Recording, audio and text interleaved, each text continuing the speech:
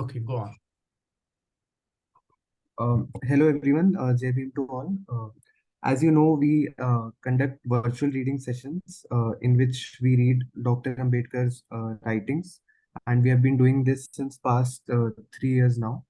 And currently, we are reading volume number 10, which has a portion which is memorandum submitted by Dr. Ambedkar for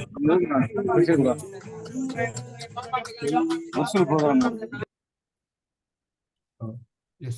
for the welfare of the scheduled caste, in which we are at the last part, that is part three. Like we did read about educational grievances, we also read about the representation in the legislature as well as executive.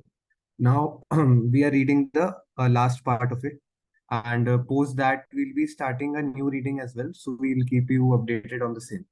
So the session goes around like this, that we will be reading the first few paragraphs, and then we'll pause upon to reflect and accordingly proceed. So I'll start reading then. Uh, Part number three, other grievances. Seventh, neglect in the matter of publicity.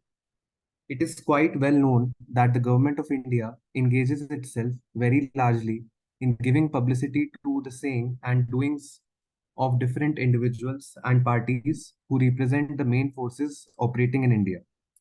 As an illustration of this, I would refer to the volume called India and the Aggressor, the trend of Indian opinion between 1935 to 40, issued by the Bureau of Public Information of the Government of India.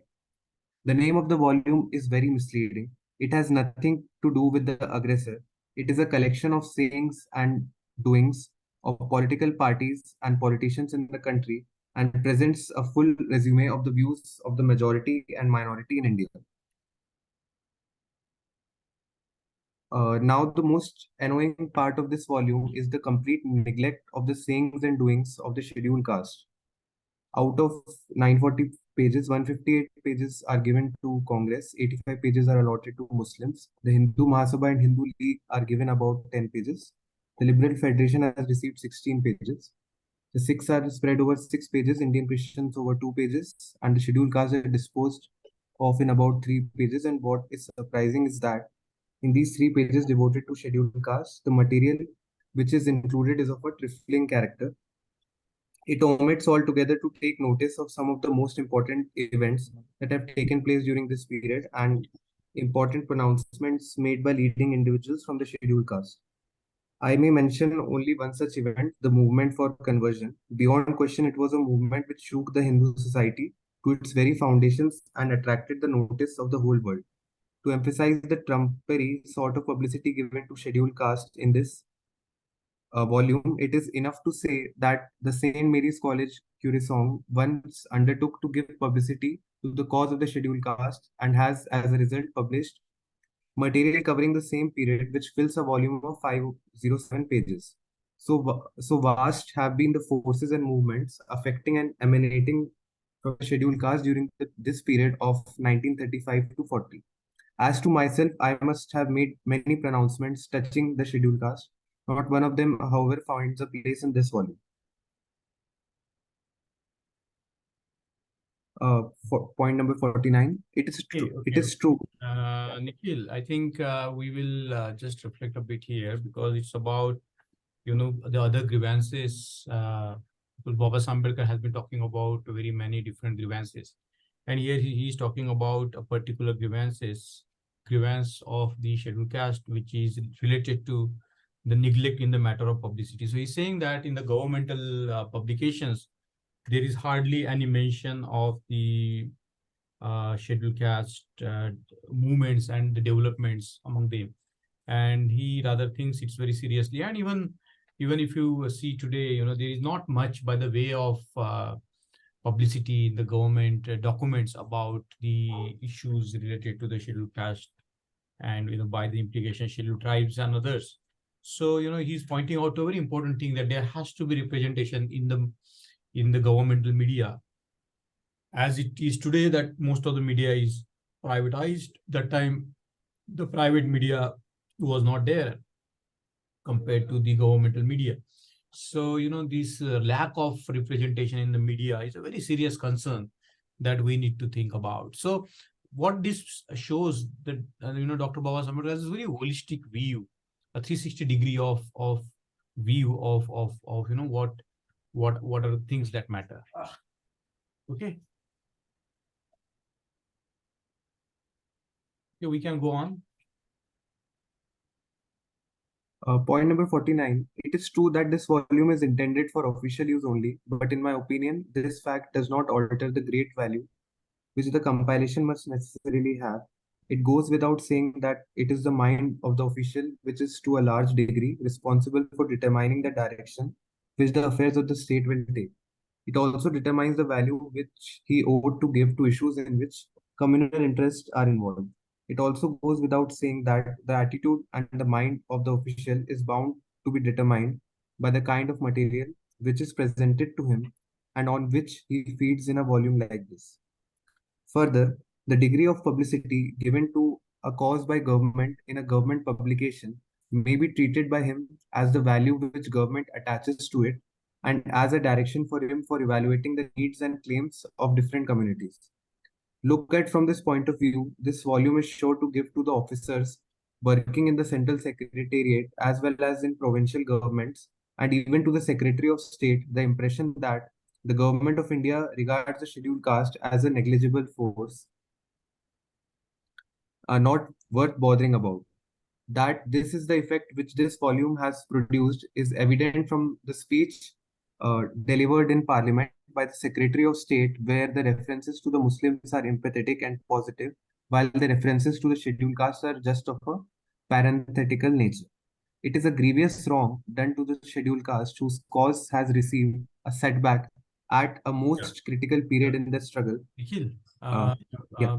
I think we had read this before. We have to begin with the part 4. Right, sir. Actually, I was also about to mention the same. Yeah, but when you finish this section.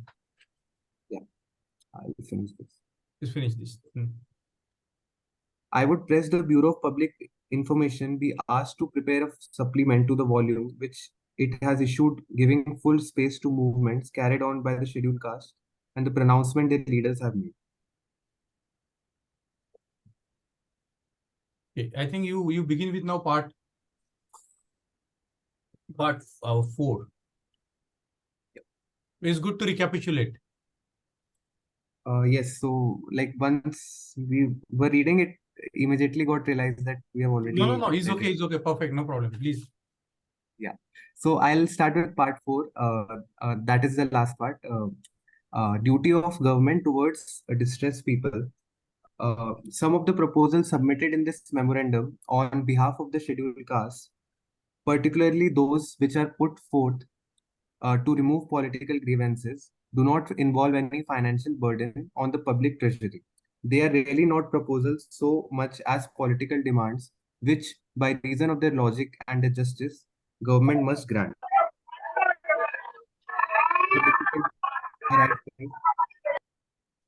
Yeah.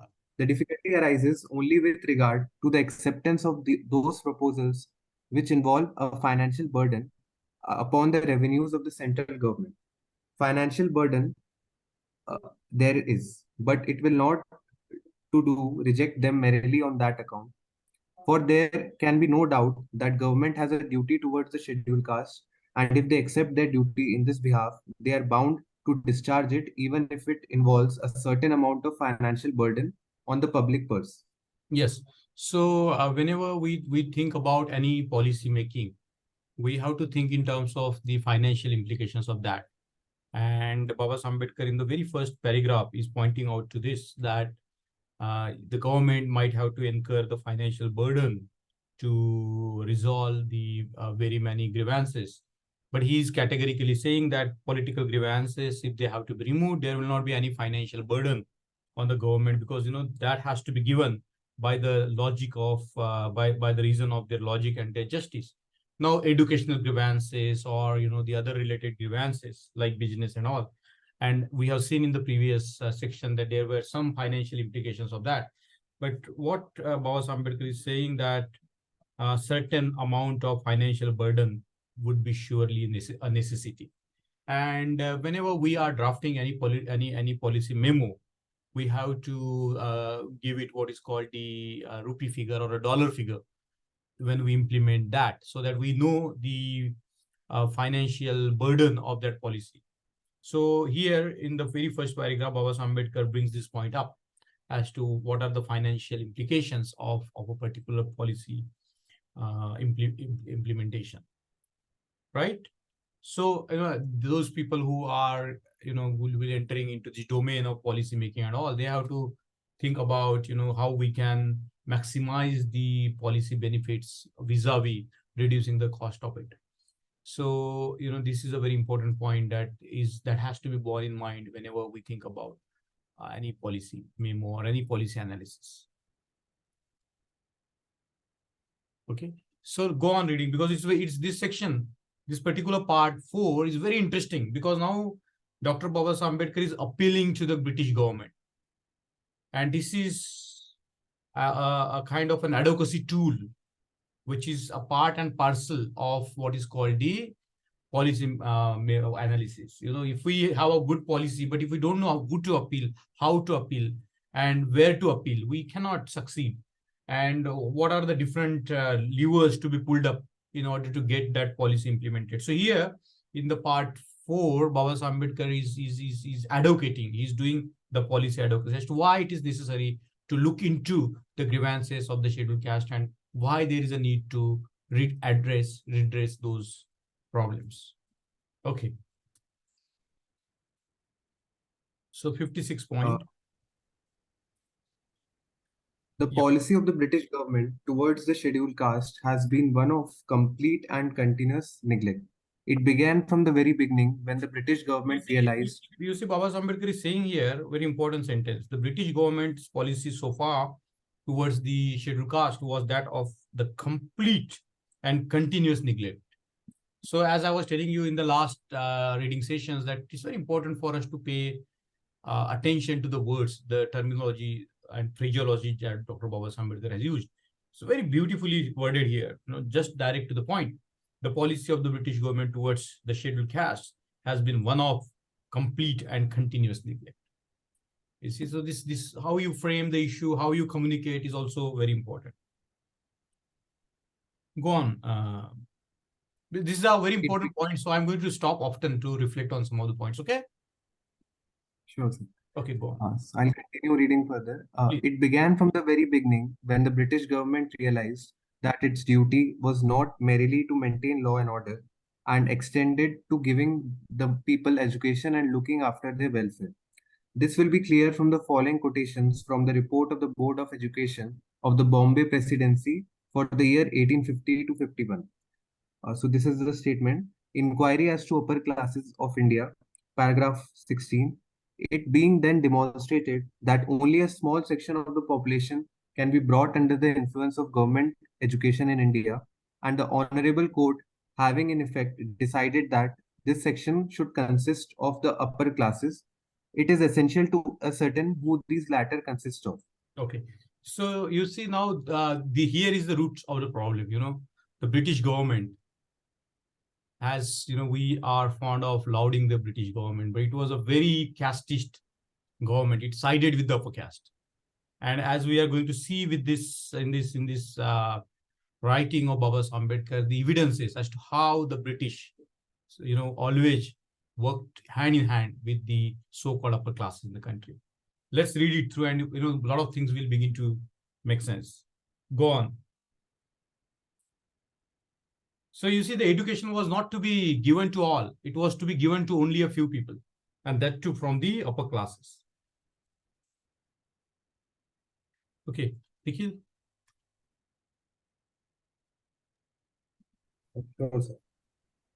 So just wanted to reflect on this point that as we have already read as well, when British wanted to administer India well, so they had difficulties since there were a lot of groups within India. Hmm. So I think they did call the top, you can say, uh, up classes of that particular, for example, castes and religion to formulate the policy, and basis their sayings only they made their like distinction. For example, uh, I think it was not that like it was practiced, but it was not that rigid. But they formulated the into laws as well. Like by, for example, for the Hindu religion, they consulted some, I think, 8 or 10 Brahmins of that times, and accordingly, the Brahmins of that time said what is written in their religious text, and accordingly, British made the distinction in the law making as well. So that also made the other caste difficult in like going ahead. So that was also one point I wanted to highlight. Good point. Very good point. Yeah. So I'll read further. Upper classes in India. Paragraph 17. The classes who may be deemed to be influential, and insofar the upper classes in India may be ranked as follows. First, the landowners and jagirdars, representatives of the former feudatories and persons in authorities under native powers who may be termed the soldier class. Second, who those who have acquired wealth in trade or commerce or the commercial class. Third, the higher employees of government. Fourth, Brahmins with whom may be associated, though at long interval, those of higher caste of writers who live by the pen as Prabhus and Singhvis in Bombay, Kayasthas in Bengal, provided they acquire a position either in learning or station. You see how, Brahmins, the yes, so you see how, the British government in the Bombay presidency decided who are the upper classes. Is it the Jagirdars and the feudal lords, the native, people who can be termed as the soldier classes, and the Baniyas, commercial classes, and higher employees of the government, and the Brahmins. So the Bombay, what is called the report of the Board of Education of 1850-51 categorically, gives it to the Brahmins the right to have education, right? And also the Kayasthas, the writer classes like Prabhus, Singhvis, Kayasthas in Bengal. So you can see the roots of this discrimination. They go back to the long period, but the British government did nothing whatsoever. In fact, they entrusted the so-called higher classes in India, upper class in India, with a powerful education. And that education, as Babasaheb Ambedkar had remarked elsewhere, has become a kind of a tool to exploit others in the hands of the Brahmins. Very important reading. This is very important reading and very important references. So anything from anybody?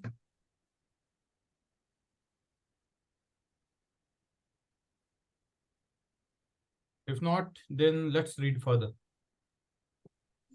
Sure. It was expected by Dr. Babasaheb that British government at least would interfere in the matter of scheduled caste, in the matter of education itself, but they didn't. They did.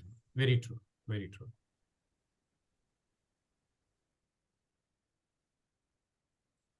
Hello, hello, Mangesh ji. Jai Bhim. Jai Yes. Bhim, everybody.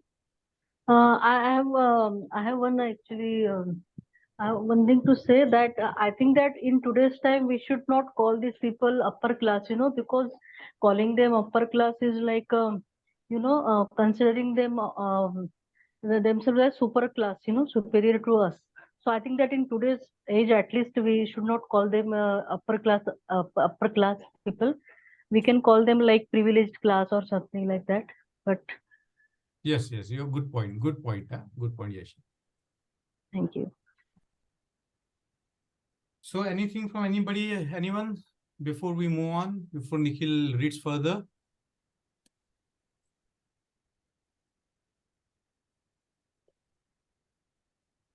I'll continue then. Okay, Nikhil. Brahmins the most influential. Paragraph 18. Of these four classes, incomparably the most influential, the most numerous, and on the whole easiest to be worked on by the government are the latter.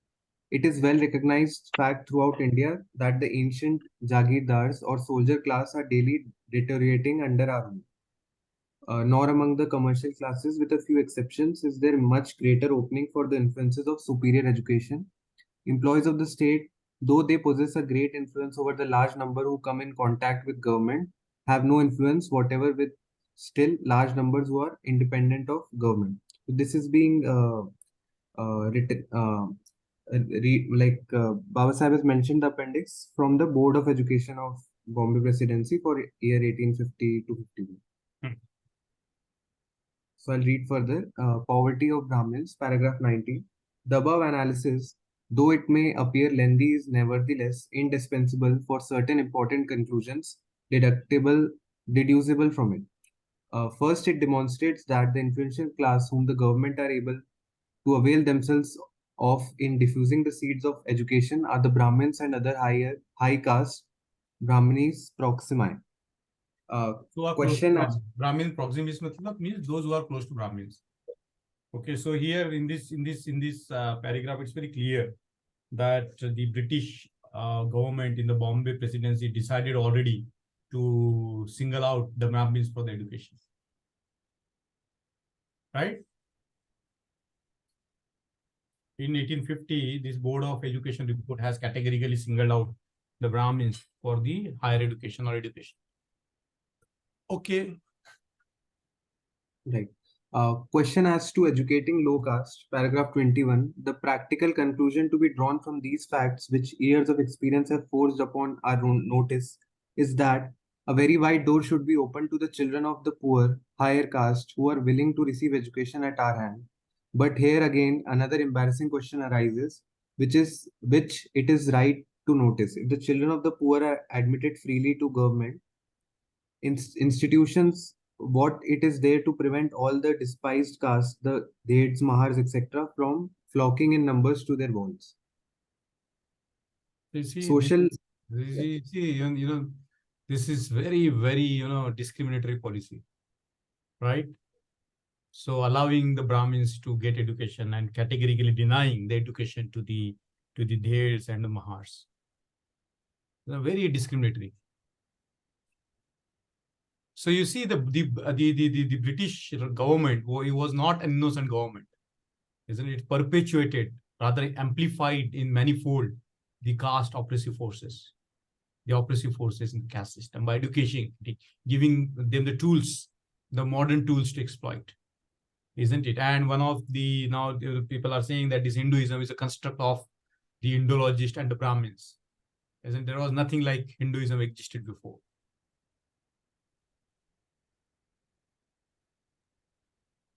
It is because the British government wanted to rule India. Yes, but they could have done otherwise also, na? They could have, because as it will be clear from the further reading that it was the untouchables who won the India for them, no? Yes. Okay, go on reading. Social prejudices of the Hindus, paragraph 22. There is little doubt that if a class of these latter were to be formed in Bombay, they might be trained under the guiding influence of such professors and masters as are in the service of the board into men of superior intelligence to any in the community, and with such qualifications as they would then possess, there would be nothing to prevent their aspiring to the highest offices open to native talent, to judgeships, the grand jury, Her Majesty's Commission of Peace. Many benevolent men think it is the height of illiberality and weakness in the British government to succumb to the prejudices which such appointments would excite into disgust among the Hindu community, and that an open attack should be made upon the barriers of caste. Yes. So the British government has nothing to do with the abolition of caste. They made it very categorically clear as they cannot be seen to be, making an attack on the caste system. Likewise, the Muslims who ruled this country, they never tried to, break the caste system or, break the barriers of the caste.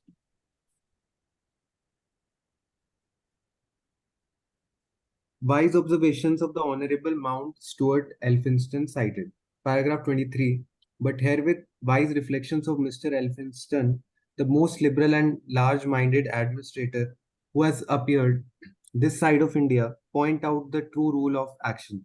It is observed, he says, that the missionaries find the lowest caste the best pupils, but we must be careful how we offer any special encouragement to men of that description.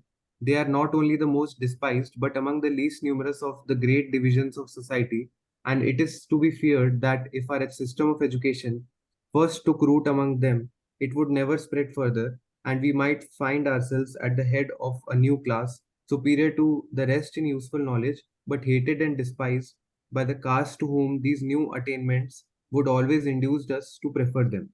Such a state of things would be desirable, and if we were contented to rest our power on our army or on the attachment of a part of the population, but is inconsistent with every attempt to find it on a more extended basis. So there is this great gentleman, Elphinstone. Elphinstone College is very important college in the history of a movement, because that's where Babasaheb Ambedkar graduated from. He did his BA from this college. So a very liberal college that time. One of the we often talk about the Columbia University and London School of Economics, but the contribution of the Elphinstone College is very important, because that was one of the liberal sort of educational institute where Babasaheb Ambedkar studied, and was named after this great man who was talking about the education to the Mahars and Deeds. So you see, this is very important for us to understand that there has been a number of people who were siding with the so-called untouchable classes. And here is an example of that. Okay.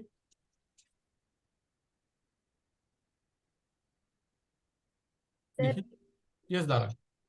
so here missionaries might create a new class of individuals who are superior in useful knowledge, but hated by others. So it might harm the goal of the Britishers. So they are using education as a ideological tool to building a power. So that's why they are using who are the most influential, like Brahmins and other castes. So the government feels if they interfere in the social norms that existed for the many years, so it would harm their cause of the exercising influence and power. Your voice is not very clear, Dara, but we got what you're saying. I think the point here is that the missionaries, of course, did a lot of work in the Bombay Presidency, Madras Presidency, and other parts of India. And they had, initially concentrated on converting the upper castes. And they were trying very hard from the 16th, 17th century onward to convert the upper caste, but they didn't convert because they would have no benefits under the new religion. And while it came to, converting the lower caste, was already too late. But missionaries have definitely played a role to educate the lower classes, as we know in the history of our country. But the government attitude was very, antagonistic. So I was saying, for the government, education is not a welfare of people. They are using it as an ideological tool, as an ideological state apparatus to use exercise power and influence. That's why they are selecting the people who are most influential and easiest to work with. So, yes, but the way they categorically single out a caste or a few caste is pathetic, right? yes. Okay.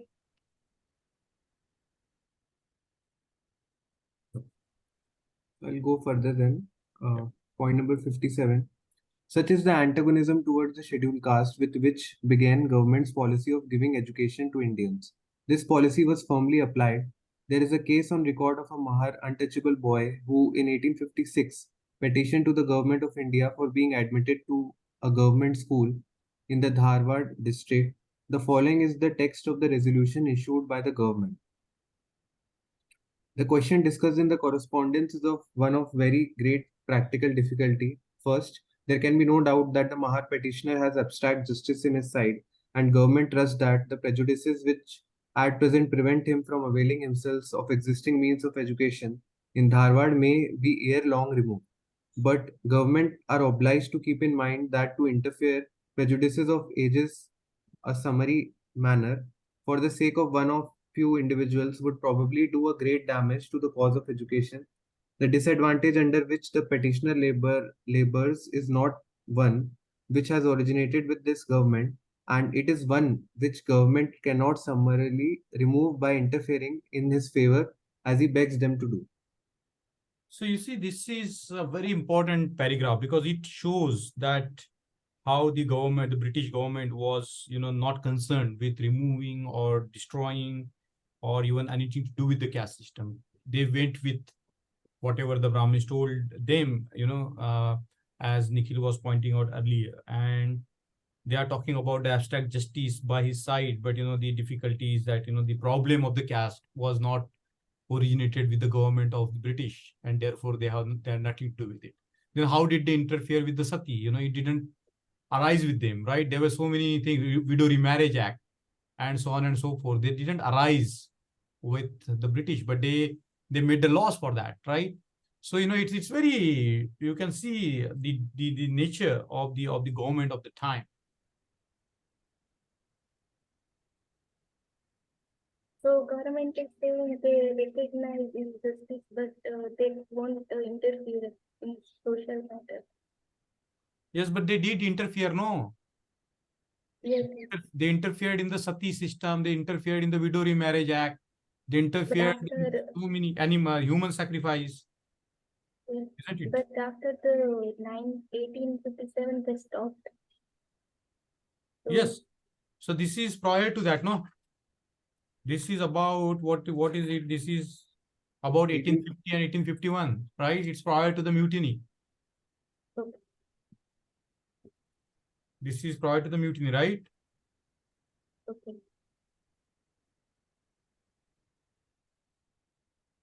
Right. So this all was being talked about before 1857, and now in point number 58, we'll read from 1882. So in 1882, Government of India appointed the Hunter Commission to examine the educational policy. This commission made a number of important proposals to spread education among Muslims. With regard to the untouchables, it did nothing. All that it did was to express an opinion that government should accept the principle that nobody be refused admission to government college or school merely on the ground of caste, but qualified it by saying that the principle should be applied with due caution. Okay, So I this 18, okay, Nikhil. just wanted to highlight one point that even Mahatma Phule gave a statement to Hunter Commission in 1882, and he highlighted like what is the educational, social, and cultural inequality that prevails, and yeah, that's. No, that's a good point. That's what I was going to talk about. But thank you for bringing it up. It's the point, that that time there was this active non-provincial movement, and we can see that the mobilization among the so-called lowered classes was so important that time that it started making sense, not making sense, but it started pressurizing the British government to change the policies. So in the present context, we can say that how the movements are important, isn't it? So there might be a draconian government, but if there are movements, they have a lot of influence, and those movements force the government to take certain decisions. Okay. All right. Point number 59, this antagonism, when it passed away, its place was taken up by negligence and indifference. This negligence and indifference made it appearances not merely in the field of education, it also made it appearances in other fields, particularly in the army. The whole army of the East India Company consisted of the depressed classes. Indeed, But for the depressed classes army, the British would never have been able to conquer India. So, yeah. The untouchables continued to fill the army till 1892. In 1892, their recruitment in the army was stopped all of a sudden, and they were thrown in the street in utter distress with no education and no means to pursue other ways of honorable living. So this is a very important point. After the 1818 and subsequently when the untouchables began to join the army, there was for the army recruits, the education was free. And a lot of people benefited by that. And, they had special schools for the children of the people working in the army. So before 92, before the, there is a term demartialized, martial race and a demartialized, races. So the British came up with this policy in 1892 to declare some of the caste as the martial races. And mostly the scheduled caste or the untouchables were removed from the army 1892. But prior to that period, it is said that 90% of those, particularly in Maharashtra, the Mahars who worked in the army, 90% of their pupils were educated. Even the girls got education. And that was a period where how it helped to get at least an access to the education for those who were working with the army. So that's how we see Ramji Ambedkar, Ramji Sakpal, Babasaheb's father, got education. And there were a lot of people who were educated at that time because of this army, because East India Company at that time had this policy to educate the pupils of those who were working in the army. So a very important point there is, and the wells started coming in after the 1818, and particularly the Mahars in Maharashtra, they had some funds. So the first thing that they did was, they tried to buy the ancient pothis. So, there was a kind of rush towards buying the ancient pothis among the Mahars who were working in the army and were educated. So there was this passion to read in the in the community from very early on. And I think that has the historical roots in, to passion to read, passion to study.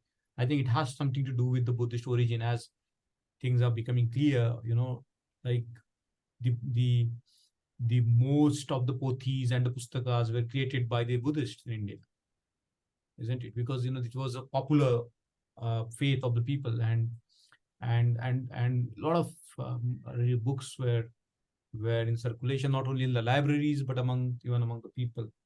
So there is a lot of things, a lot of material that has to be explored even today, because we don't know much about it, because that history has been completely wiped out. But there is definite reference that the Mahars who were working in the army, their children could get education, the girls, and they had this passion to buy the ancient old manuscripts, the pothis. So when in 1982, when the recruitment was stopped, then the Mahars didn't stop. They had this movement to urge to the government of the British government to recruit them further again in the army. And there was a movement, and one of the leaders of that movement was Babasaheb's father, Ramji Sakpal. So it's like this background is very important to know that the movement or the fighting spirit was there already inbuilt among the communities throughout the country. Okay. So just wanted to highlight one point. So like among even people, students who study history as well as in British as well, like people do say that there were like lots of British generals like Clive, Hastings, and Coots who like held in conquering the Indian subcontinent. But if you will see that without help of the depressed classes, it was not possible. And if you just read this line, it feels a very good, powerful statement that indeed, but for the depressed classes, the British would never have been able to conquer India. So depressed classes helped the British, but the British did not give anything back to the depressed classes. No, that also shows that the so-called untouchable classes, they had the martial origin. We don't say it out of just out of nothing. Because there might be a history where, these people were fighters. Isn't it? Otherwise, how this odd army of 500 people can root the army of 30,000 Peshwas in Bhima Koregaon? Isn't it? So, it's very interesting, this sort of things, to know the historical references. That this history is not very ancient history. Only 200, 300 years of history. If we can study it, contemplate upon it, we can find a lot of truths in that. So anyone has any comment to make here before we go on reading further? So British government was very selfish and not showing any sympathy towards depressed classes Yes. and not showing equality Yes. and these Brahmins being intellectual class. They were leading the society, and with their help only they wanted to rule. Yes. I think that this law, which was made in 1882, that is right for education to the marginalized classes. So I think that this is very important, like a milestone event in Dr. Babasaheb's life as well, because I think that this law itself has, it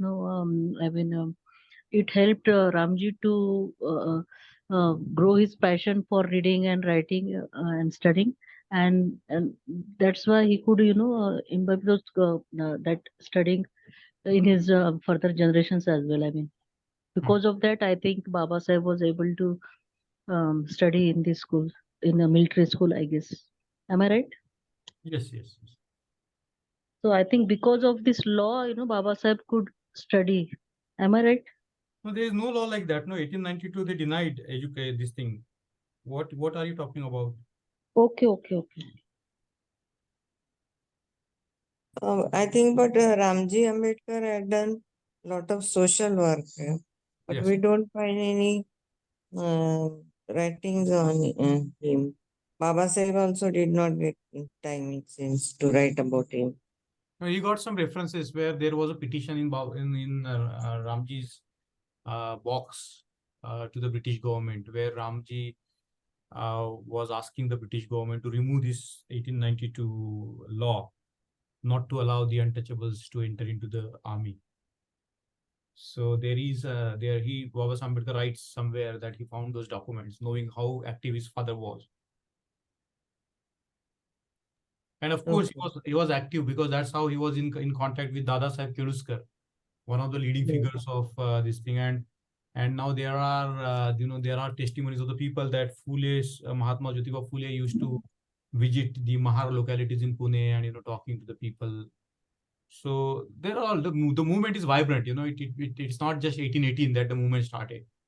It has roots in the revolution and counter revolution. Islam and Buddhism. It's a very old fight. Yeah. I'll read further.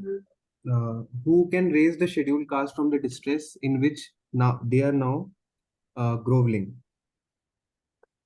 It is certain they cannot do it by their own effort. Their resources are too scanty to afford them the means to raise themselves. They cannot depend upon the charity of the Hindus. The charity of the Hindus is beyond question, communal in its scope, and its benefit are confined to those who belong to the community of the donor. The Hindu donors are either businessmen or high state officials. The tragedy is that they make their money out of the general public. But when it comes to a question of doing charity, they forget the public and remember their own caste and their community. The scheduled caste have neither of these resources available to them, and they are rigorously excluded from the charity founded by both. The only source, therefore, on which they can rely is financial aid from government. I venture to say that it is the duty of the central government to come to the rescue of people who are in distress by no fault of theirs, as is the case with the scheduled caste. The central government is bound to take steps to assist the scheduled caste to concede their just claims and to compete on more equal terms with their competitors. There is nothing extraordinary in asking the central government to pay special attention to improve the condition of the scheduled caste. Let those who may think so consider the measures the government of India has adopted for securing the welfare of the Anglo-Indian community I will mention only a few of them. Hmm. Higher salaries. There was a time when the Anglo-Indian received a higher salary than the Indian. The extent of difference in the salary of the Anglo-Indian and the Indian will be obvious from the following table, which gives figures for salaries on 3 railways for a few posts selected at random for the sake of illustration. So here we have a description of what the average Anglo-Indian salary versus the Indian salary was for the positions in railways. So Babasaheb has mentioned, as we can see, all are almost on a higher front, at least around 50% more than what it is for the Indians. The difference in salary continued up to 1920. Therefore, thereafter it was abolished. One difference still remains, that is, the Anglo-Indian gets a basic pay of rupees 55 per month. He gets this even if he is employed as a peon in the state railway, while an Indian chaprasi only gets rupees 13 to 15. The cost of this favored treatment to the Anglo-Indians, which the Indian ex, um, exchequer has to bear annually, is rupees 10,000 in the post and telegraph department, rupees 75,000 to the state managed railways, and rupees 75,000 to the company managed railways, in all rupees 1,50,000. Point number second, the reduction in the pass marks for the examination in the telegraph department from 50% to 40% in each subject, and from 66% to 60%, 66% to 60% in the aggregate, specially made to enable Anglo-Indians to compete successfully. This is the second example which he gave. Should I read further? Yes, what is implied here is the sources of funding, because Babasaheb Ambedkar raised a very important point earlier when he began this particular part 4 about the finances, and he's showing how the financial burden can be resolved by citing the example of the preferential treatment that has been given to the Anglo-Indians. Isn't the British who live in India or who are are born and brought up in India or have some kind of things to do with Indian. So then they had a special privilege. They were given the higher salaries, and the burden on the exchequer to that policy, Dr. Babasaheb Ambedkar has calculated, and it's a huge amount. For the post department, 10,000 rupees. That time, 10,000 rupees is a huge sum. 75,000 rupees for the state managed railways and 75,000 to the company managed railways. In all, 1,50,000 rupees is just given out as a salary differential to the Anglo-Indians. And not only the case with giving them the salary, but also there is a preferential treatment. They have to have the less marks. Even if they have the less marks than the other candidates, they were allowed to join the departments. So you see, this is very, very, very, very important historical references or data that is given here, which can be marshaled even today to argue about various policy mechanisms. These are not new policy mechanisms that we see country today. They have their roots, and they are in every country. Some kind of a preferential treatment can be given to bring people on equal level. So I think these two illustration given by Babasaheb Ambedkar are very important for us to think through as to how the government says that there is no finance for the problem is different in the case of the scheduled caste, scheduled tribes. Today they have a budget allocation, but most of their budget is directed elsewhere to the sports and sanitation and roads and so on and so forth. It's said that even if that budget which is committed to us is given us, handed down to us in a cash, it will help the community to improve a lot. But from the the successive governments have been looting the money of the scheduled caste and scheduled tribes, right? So there is no dearth of funds. So the foreign scholarship that our students get today, it's not the mercy of anybody, isn't it? It's their due right. It's the budgetary allocation according to the percentage of population, which is never ever given 100%. And so that time Babasaheb Ambedkar is proving the case as to where can be the source of the finance if the government has to adopt this policy of redressing the grievances of the scheduled caste, right?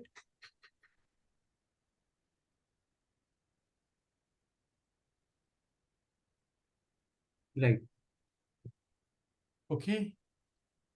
So, point number 61, there are many other recommendations made by the Stewart Committee on the Anglo-Indians intended to give them special advantages over Indians, but I do not wish to burden this memorandum with them. I am only interested in showing the marked contrast between the treatment according to Anglo-Indians and the scheduled caste. The care of the former and the neglect of the latter stand out in a marked contrast. What is it that can justify this contrast? In my opinion, and the sooner the central government proceeds to assist the scheduled caste, the better the government will rank as a government based on justice.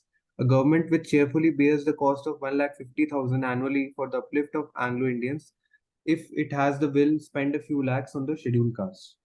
This is such a powerful way of arguing. This is such a powerful way of using the language in a way that can persuade the people.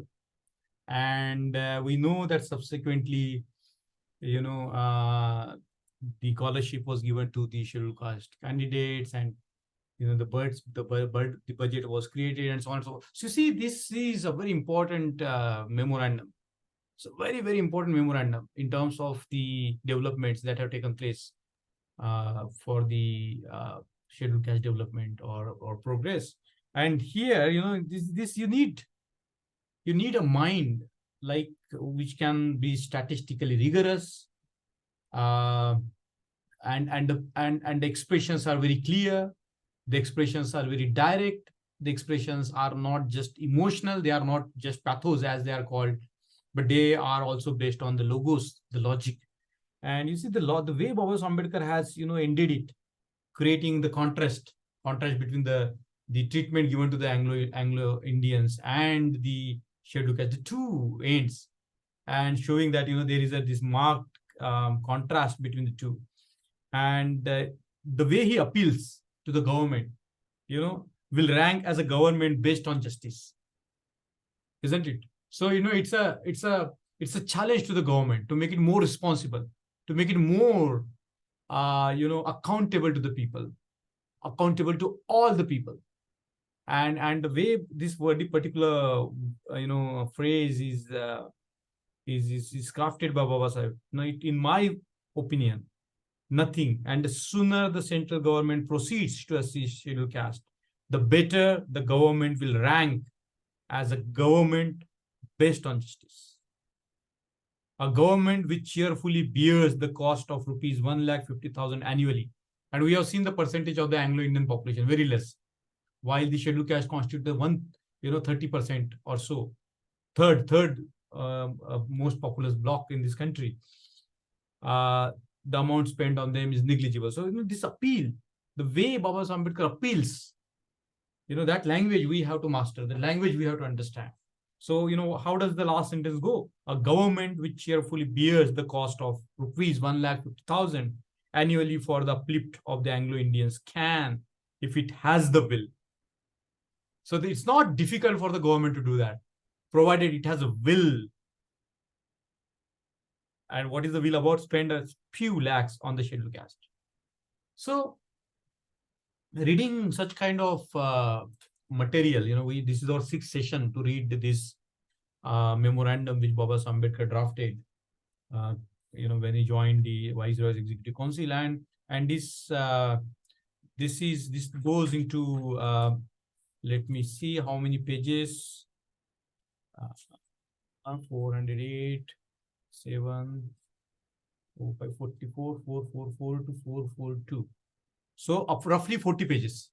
So this in the rough 40 pages, this document really, clears, gives the clear case of the grievances of the scheduled caste, not based on the emotion, but based on the data, the hard facts from the reports which are available, from the statistical analysis. And then it not only specifies the problem, but it also gives the solution, the policy, options available to the government. And it doesn't stay there, but it also marks out the financial cost of it. It says it's negligible, isn't it? If the government has to improve the lot of the scheduled caste in the area of education, very negligible cost, nothing whatsoever. So he's saying that, for the pittance, you can bring about a great change in the lives of so many people, provided you have a will, isn't it? So it's a very remarkable document. It's a piece of, the skills of argumentation, the way the points are put forth, the way the language is used, marshaled, in the service of the greater cause of giving rights to the people. And I think this is what we need to do: learn to master how Babasaheb Ambedkar analyzed, how he thought through, how he made his arguments, how he used the emotional appeal, how he brought the practical options. So this is a very important memorandum to study. So I will stop here and open up it for any comments from any of you before we end today. Nikhil? So Dr. Babasaheb Ambedkar only had a will to solve the problems of depressed classes, and he fought for every aspect, every level for this. And British government had no will.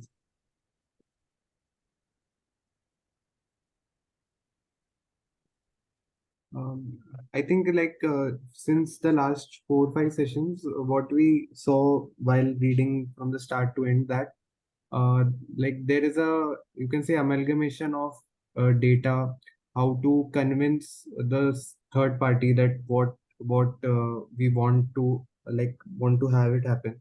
For example, here giving the analogy with Anglo Indians for the you can say the budget for the representation in the legislature. He gave the analogy with the Sikhs and Muslims and other minorities of that time, who, in spite of being at par with at par or less in population, still had some kind of representation. So this art of persuading and how we should get away with our means is what I feel is very important. And especially by reading this also, if a person who is reading this, there is a greater chance that he will get convinced or maybe do something about it, as compared to just plain maybe just saying that we want this. So a lot of churning, we have to maybe take what you can say guidance from this kinds of writings written by Babasaheb, that how we should persuade things and how we can get a things done if we have the right you can say way of writing. Perfect. So anybody has anything to say? Last point before we depart. Dara, Dishan. Dishan is joining after a long time, I think. Jai Shri, Alkatai, Manoj, Ramesh, Ushaji. Anybody has anything to say before we conclude for today? So we can learn from this memo how to identify problems, use data to justify, and how to do comparative analysis. And Babasaheb include opponents' arguments also, and debunk them, and provide solutions also. Yes. Good point, Dara. Very good point. So I just wanted to ask further that we have completed this part. So what we'll be doing next. So accordingly, we can also inform the members. Let's think about in the group. Nikhil? Sure. So everyone present, as well as we'll also put it on the group. If you you can also give suggestions that what next can we start. My suggestion was to Mangesh sir was with respect to constituent assembly debates, in which he suggested if we can go for the communal deadlock and the way to solve it. So you can also give your recommendations, and accordingly from next Sunday we'll initiate that. Great. Okay, so I wanted to thank everyone who was present in today's session. I think Alka ma'am and Dishant also came after a very long time. and we'll continue Thank like you. this, and we'll like I think we are at a good pace. We are like reading, and I like the best part about this is what I feel is in every session I, at least in my personal capacity, get to know something new. So it is very good in that way. So we'll again meet next Sunday at the same time. Thank you everyone for joining. Jai Bhim to all. Jai Bhim, Thank you, Nikhil, thank you. Mangesh brother. Thank you. Thank you all. Jai Thank you Bhim. all. Jai Bhim. Thank you. Bye.